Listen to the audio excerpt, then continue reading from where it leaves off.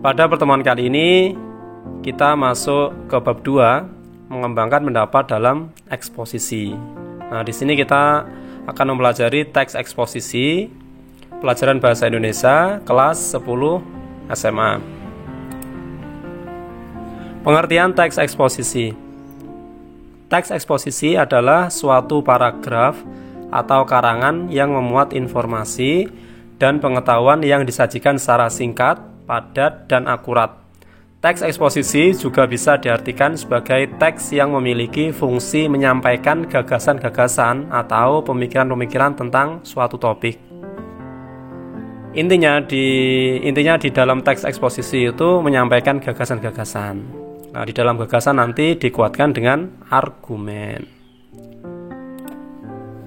Penggunaan ragam teks eksposisi pada konteks komunikasi dalam kehidupan sehari-hari. Yang pertama, ceramah. Nah, di ceramah ini nanti ada penyampaian gagasan, tergolong ke dalam teks eksposisi. Perkuliahan, seorang dosen memberikan perkuliahan atau memberikan mata pelajaran kepada siswa atau mahasiswanya. Pidato, editorial, opini, dan sejenisnya. Nah, ini termasuk contoh penerapan teks eksposisi dalam komunikasi. Berikutnya ciri-ciri teks eksposisi. Menerangkan berbagai informasi pengetahuan. Nah, eksposisi biasanya digunakan untuk menyampaikan informasi atau pengetahuan. Yang kedua, bersifat informatif.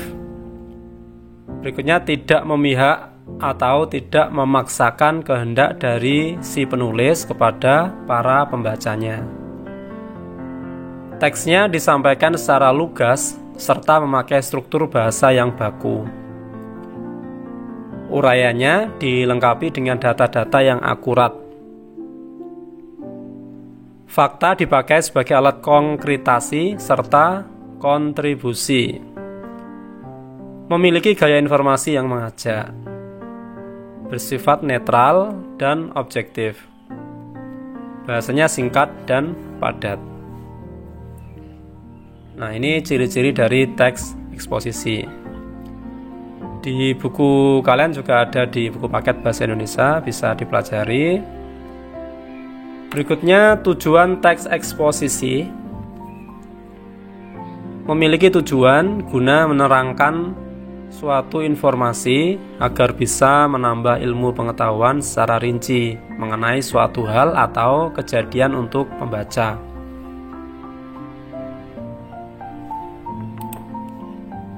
Struktur teks eksposisi. Yang pertama, tesis atau pernyataan umum atau biasa disebut pernyataan pendapat. Tesis atau pernyataan umum ini memiliki fungsi untuk memperkenalkan topik dan juga menempatkan pembaca di dalam posisi tertentu. Nah, posisi tesis ini di awal ya. Biasanya di paragraf yang pertama. Si penulis memberikan pernyataan umumnya atau pernyataan pendapatnya tentang suatu hal. Diikuti paragraf berikutnya, argumentasi. Argumentasi itu alasan untuk memperkuat tesis atau pendapat. Argumen ini menguatkan tesis ini. Ketika di tesis sudah memberikan pernyataan, di argumentasi dikuatkan dengan fakta-fakta, dikuatkan dengan hasil riset atau hasil penelitian atau fakta yang ada di argumentasi. Panjang atau pendeknya pada bagian argumentasi tergantung dengan jumlah argumen yang sudah kalian tuliskan secara garis besar pada bagian tesis. Nah, argumentasi biasanya banyak atau tidaknya berpengaruh dari tesisnya. Kalau tesisnya sedikit berarti argumennya nanti nggak terlalu panjang. Tetapi di sini untuk kuantitas argumentasi ini lebih banyak daripada tesis. Di dalam teks eksposisi pun nanti argumentasi bisa lebih dari satu paragraf, bisa 2, 3, bahkan sampai 5 paragraf untuk memperkuatkan tesis. Berikutnya di paragraf terakhir ada simpulan atau penegasan ulang pendapat. Pengulangan tersebut dilakukan dengan melihat argumen yang sudah tersaji di bagian sebelumnya sebagai penegasan kembali serta dukungan pada tesis sebelumnya. Di sini hanya bersifat penegasan ulang dari apa yang kita sampaikan di atas. Selain itu juga biasanya di simpulan ada rekomendasi atau pernyataan dari si penulis untuk menegaskan ulang dari tesisnya. Nah, nanti bisa latihan untuk menganalisis di contoh teks eksposisi.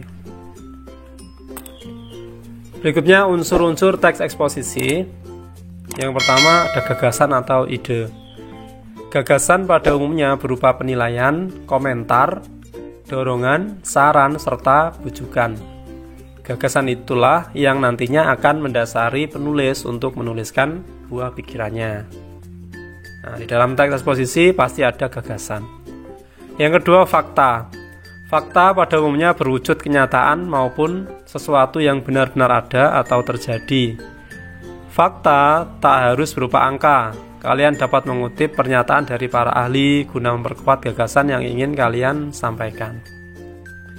Nah, biasanya fakta ini digunakan dalam teks eksposisi untuk menguatkan tesis. Kaidah kebahasaan teks eksposisi. Yang pertama, nomina atau kata benda. Adalah kata yang merujuk pada benda, baik itu yang nyata atau abstrak, pada kalimat dengan kedudukan sebagai subjek. Dilihat dari bentuk serta maknanya, nomina dibagi menjadi nomina dasar. Nomina dasar itu nomina yang masih asli alami, belum mendapatkan afiksasi atau belum mendapatkan imbuhan. Contohnya meja, gambar, pisau, rumah. Yang nomina turunan itu nomina atau kata benda yang sudah mendapatkan imbuhan. Contohnya pembelian, mendapat imbuhan pe dan akhiran an. Perbuatan, mendapat imbuhan awalan pe dan akhiran an. Kekuatan, mendapat awalan ke dan akhiran an, dan lainnya. Ini sudah pernah kita bahas di bab 1 dulu di kaidah kebahasaan teks observasi. Yang kedua, pronomina atau kata ganti merupakan salah satu jenis kata untuk menggantikan nomina atau frasa nomina. Pronomina bisa dikelompokkan ke dalam dua macam, yaitu pronomina persona, yaitu kata ganti orang yang dibagi menjadi dua macam, yaitu persona tunggal. Contohnya ia, anda, dia, aku, kamu, nya, saudara, ku, mu, dan si. Berikutnya persona jamak. Contohnya ya, kita, kalian, kami, hadirin, mereka, para. Dan yang kedua, pronomina non persona atau kata ganti bukan orang, yang dibagi menjadi dua macam, yaitu pronomina penunjuk. Contohnya ini, sini, itu, sana, situ. Pronomina penanya, contoh apa, siapa, mana. Oke, lanjut. Yang ketiga, konjungsi atau kata hubung. Nah, konjungsi ini berfungsi untuk memperkuat argumentasi, yaitu menghubungkan kata. Konjungsi menghubungkan kata, menghubungkan kalimat, dan menghubungkan paragraf. Contoh konjungsi pada kenyataannya lebih lanjut kemudian. Berikutnya yang kelima, leksikal. Makna leksikal adalah makna kata berdasarkan yang sebenarnya. Oleh karena itu, makna leksikal bisa kita lihat di dalam sebuah kamus. Dari kata leksikal, leksikal itu masih asli ya, belum mengalami perubahan makna. Jadi ketika kita mencari kata di kamus itu sesuai dengan apa yang ada. Contohnya kursi, di situ tempat duduk ya, kursi. Contohnya di sini, Andi membanting tulang ayam. Nah, membanting tulang. Tulang di sini makna leksikalnya adalah tulang ayam. Ketika kita cari di kamus, secara makna leksikal tulang ini merujuk kepada bagian anggota hewan gitu. Bedakan dengan yang kedua. Andi membanting tulang agar bisa memiliki mobil. Makna ini makna denotatif. Membanting tulang ini bukan maksudnya tulangnya yang dibanting, tapi bekerja keras. Nah, ini bukan makna leksikal ya, yang kedua. Yang keempat, verba atau kata kerja adalah kata yang mengandung makna dasar dari proses perbuatan maupun kondisi yang bukan sifat. Pada kalimat umumnya memiliki fungsi sebagai predikat. Nah, verba itu juga ada dua, verba dasar, contohnya tulis, makan, minum. Verba turunan, contohnya menulis, mendapat imbuhan, memakan, meminum. Berikutnya, yang keenam, memuat fakta, pernyataan yang berupa situasi real dari sebuah kejadian yang terjadi. Fakta berisi sesuatu yang benar-benar ada, dan pernyataan dari sebuah fakta biasanya sulit untuk disanggah oleh siapapun. Nah, ini tadi sudah ya, ada memuat fakta. Nah, contohnya selepas makan berat biasanya orang akan memakan kudapan atau camilan. Berdasarkan penelitian dari National Institute of Health, hal tersebut adalah kebiasaan baik karena bisa menjaga keseimbangan gula pada tubuh menjelang jadwal makan berat berikutnya. Kaidah kebahasaan yang ketujuh, menyatakan dan menjelaskan pendapat. Nah, di dalam teks eksposisi kan ada menyatakan gagasan. Nah, di dalamnya pasti ada kaidah kebahasaan untuk menyatakan dan menjelaskan pendapat. Contohnya, meminum air putih merupakan salah satu yang paling esensial dalam tubuh. Hal tersebut dikarenakan selain 2/3 dari tubuh merupakan air, air juga bisa membersihkan tubuh dari racun serta menyumbang nutrisi yang penting pada sel-sel di dalam tubuh.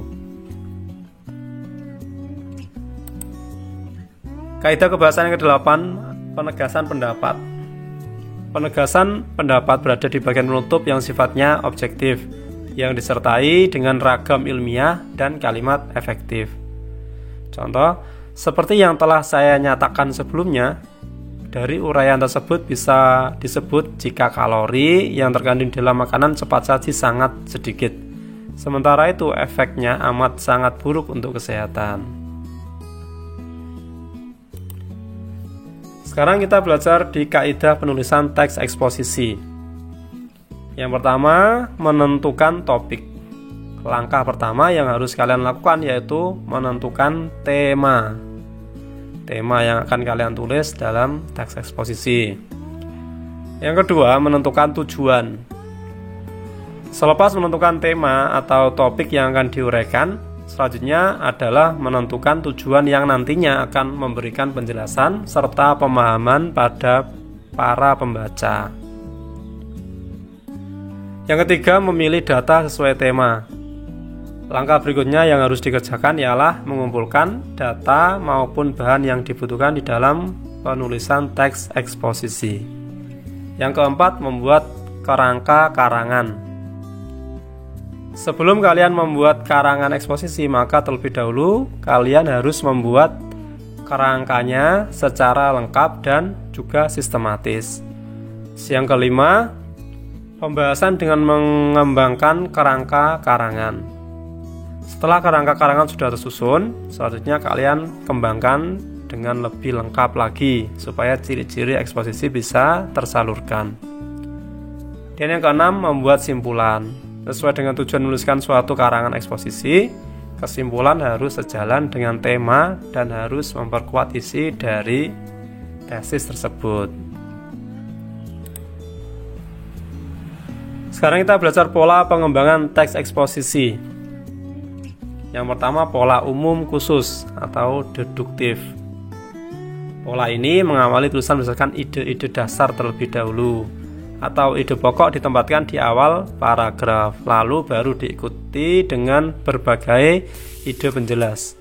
Ide-ide penjelasnya adalah perincian dari ide umum yang sudah dikemukakan sebelumnya.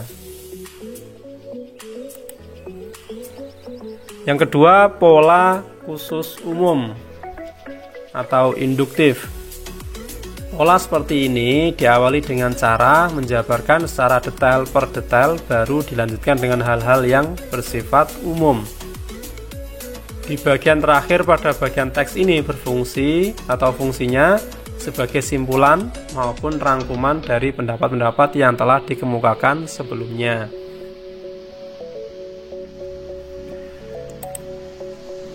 Pola yang ketiga, pola ilustrasi.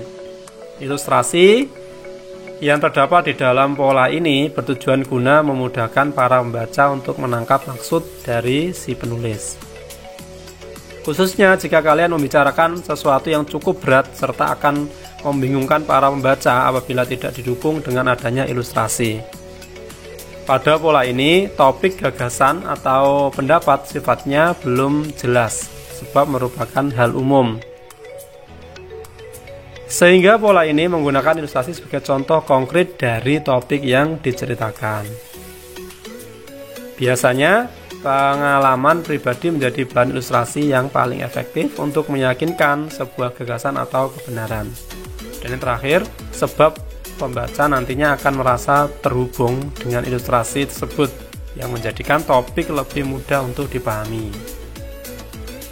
Tentunya intinya di sini membuat ilustrasi agar si pembaca lebih mudah untuk memahami teks eksposisi yang kita buat. Berikutnya yang keempat, pola perbandingan. Pola perbandingan bertujuan untuk meyakinkan sebuah pendapat. Benda-benda, kondisi maupun hal lain yang ditentukan perbedaan maupun kesamaannya berdasarkan aspek tertentu. Dengan cara tersebut, keyakinan pembaca mengenai gagasan yang disampaikan akan lebih kuat. Sekarang jenis-jenis teks eksposisi. Yang pertama, teks eksposisi ilustrasi. Nah, di dalamnya diberikan ilustrasi-ilustrasi untuk memudahkan pembaca memahami teks. Yang kedua, teks eksposisi definisi. Di sini sifatnya menjelaskan ya, menjelaskan. Yang ketiga, teks eksposisi berita. Teks eksposisi ini bersifat menyampaikan berita. Yang keempat, teks eksposisi proses. Dan yang kelima, teks eksposisi pertentangan. Yang keenam, teks eksposisi perbandingan. 7, teks eksposisi klasifikasi. Dan yang 8, teks eksposisi analisis. Nah, ini jenis-jenis dari teks eksposisi. Nah, mungkin cukup itu yang dapat saya sampaikan di pelajaran kali ini. Selamat belajar dan jangan lupa mohon dukungan like, komen, share, dan subscribe di channel ini agar kita tetap bisa menjaga tali silaturahim dan juga kalian tidak ketinggalan materi-materi berikutnya. Saya akhiri, wassalamualaikum warahmatullahi wabarakatuh.